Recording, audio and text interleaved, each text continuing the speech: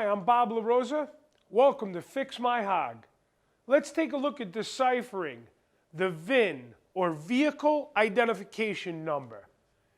Most motorcycles built in recent history have a VIN stamped into the neck and also have the same matching VIN on a decal or sticker on the down tube of the frame. The stamped VIN can be easily deciphered by using the correct service manual. This VIN reads as follows: 1 HD1, the next two letters designate the model. This model is BM, which tells us it is FLSTF, which is a factory fat boy. If that designation was BH, we would be looking at an FXST, which would be a factory wide glide frame.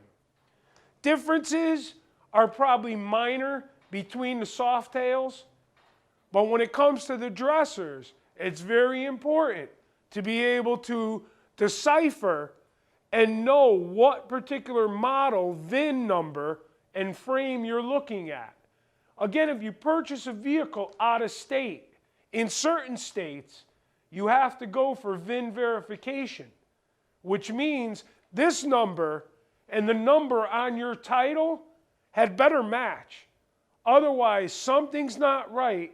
Chances are the motorcycle might get impounded until they get all the paperwork straightened out. So when you go to purchase a motorcycle, it's very important that the paperwork and the vehicle identification number match each other.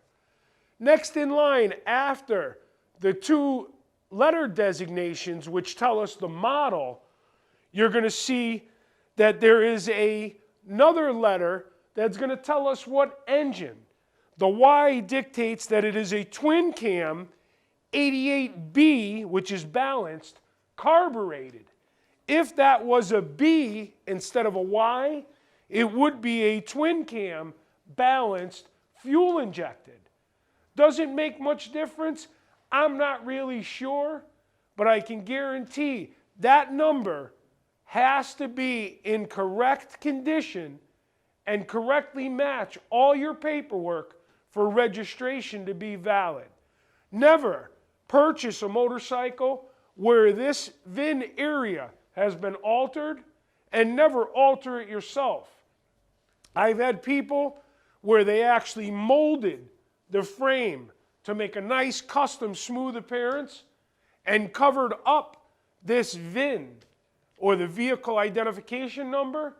They happen to get pulled over or happen to sell the motorcycle and it needs to be inspected, and they chipped away all the custom body work and all the custom paint to access and expose that number.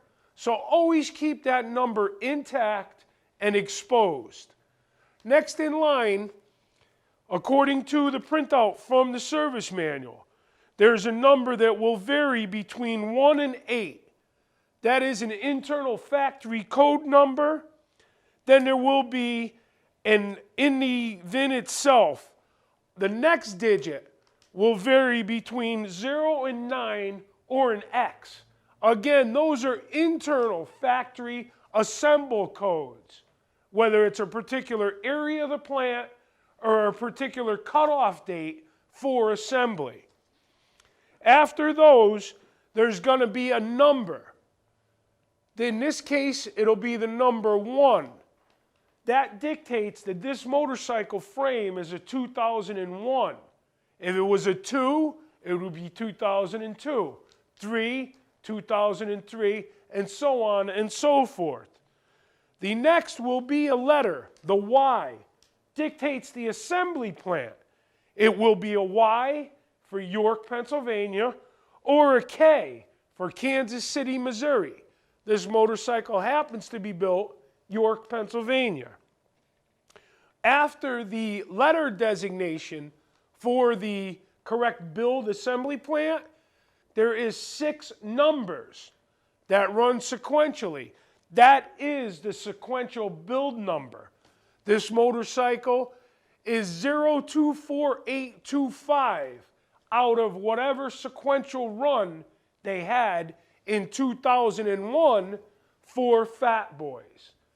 VIN numbers, vehicle identification numbers, are critical, whether it's an automobile, a snowmobile, a motorcycle, or a Harley Davidson motorcycle. The VIN itself is the determining factor for the vehicle's legality, how registerable the vehicle is, and where the motorcycle was built and how it was built, what model, what year. Never alter, never deface the VIN area on your frame.